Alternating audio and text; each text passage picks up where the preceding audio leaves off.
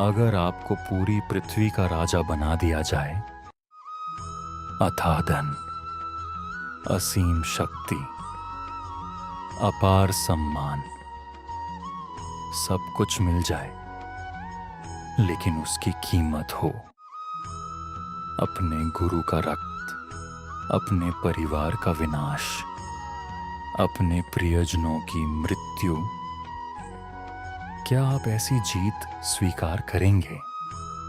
आज अर्जुन इसी प्रश्न का उत्तर देने वाले हैं, और उनका उत्तर पूरी दुनिया को सोचने पर मजबूर कर देता है।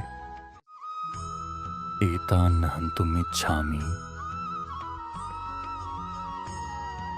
घ्नतोऽपि मधुसूदन अपि त्रैलोक्य राज्यस्य हेतो किन्नु मही कृते। इन शब्दों में एक योद्धा की कमजोरी नहीं, एक इंसान का दर्द छिपा है। अर्थात अर्जुन कहते हैं, हे मधुसूदन, मैं इन लोगों को मारना नहीं चाहता। चाहे ये मुझे मार दें, तीनों लोगों का राज्य मिल जाए, तब भी मैं इन्हें नहीं मारूंगा। फिर केवल पृथ्वी के राज्य के लिए मैं ऐसा क्यों करूं? यानी राज्य से बड़ा कुछ है, और वह है मानवता। कल्पना कीजिए, कुरुक्षेत्र में शंख बज चुके हैं, धूल उड़ रही है, घोड़े बेचैन हैं, सैनिक तैयार हैं, और पूरा संसार युद्ध की शुरुआत का इंतजार कर रहा है। लेकिन एक रथ पर समय जैसे रुक गया है। अर्जुन सामने देखते हैं, हर चेहरा उन्हें एक रिश्ते की याद दिलाता है, और उनके हृदय से एक अंतिम पुकार निकलती है, मैं इन्हें नहीं मार सकता। ध्यान दीजिए, अर्जुन नहीं कहते मैं युद्ध नहीं कर सकता, वे कहते हैं मैं इन्हें मारना नहीं चाहता। ये बहुत बड़ा अंतर है। समस्या युद्ध नहीं है, समस्या सामने खड़े लोग हैं। उनकी करुणा उनके कर्तव्य से टकरा रही है, और यही संघर्ष गीता का जन्म कराता है। अब अर्जुन और भी आगे बढ़ते हैं। वे कहते हैं, घ्नतोऽपि, अर्थात चाहे वे मुझे मार दें। कल्पना कीजिए, एक महान योद्धा जो कभी पीछे नहीं हटता, आज कह रहा है मैं मरना स्वीकार कर सकता हूं, लेकिन इन्हें मारना नहीं। यह उनके दर्द की गहराई दिखाता है। और फिर आता है इस श्लोक का सबसे शक्तिशाली भाग, त्रैलोक्य राज्यस्य, अर्थात तीनों लोकों का राज्य, स्वर्ग, पृथ्वी, पाताल, यानी कल्पना से परे शक्ति, असीम वैभव, पूर्ण प्रभुत्व। लेकिन अर्जुन कहते हैं, यदि इसकी कीमत मेरे अपने हैं, तो मुझे यह भी स्वीकार नहीं। कल्पना कीजिए, अर्जुन के सामने एक दृश्य उभरता है।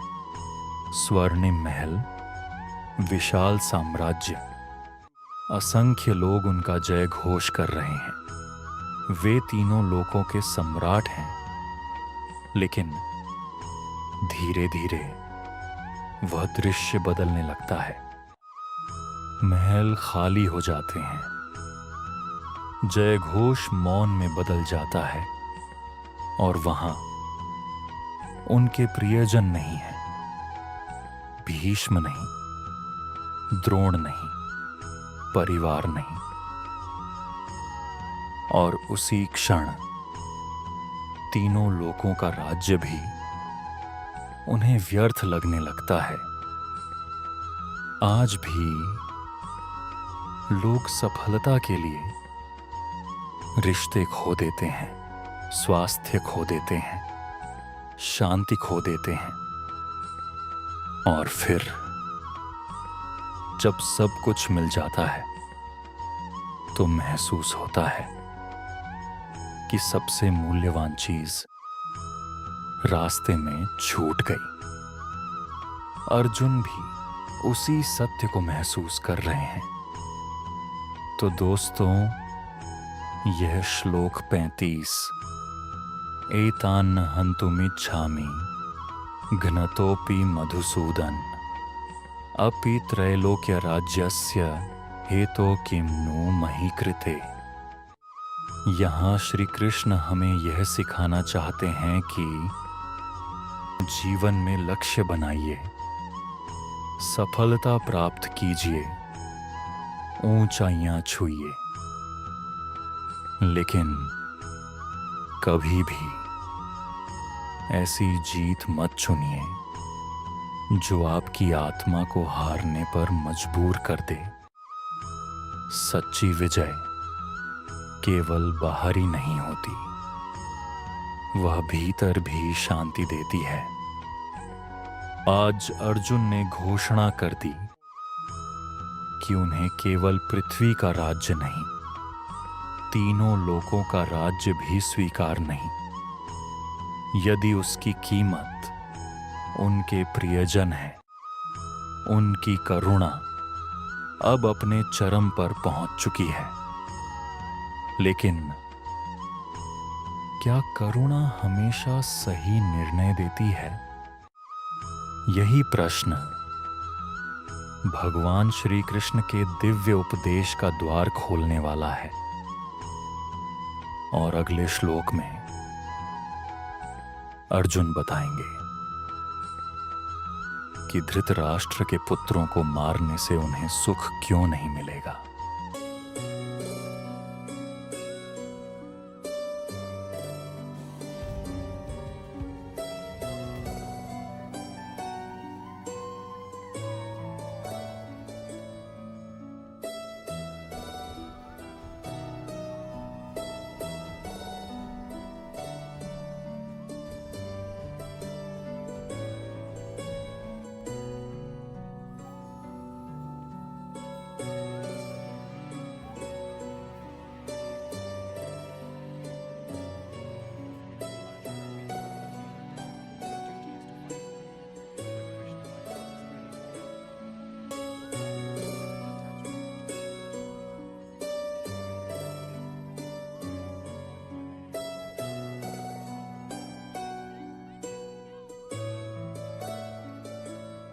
Behold, Arjuna, the armies of the world.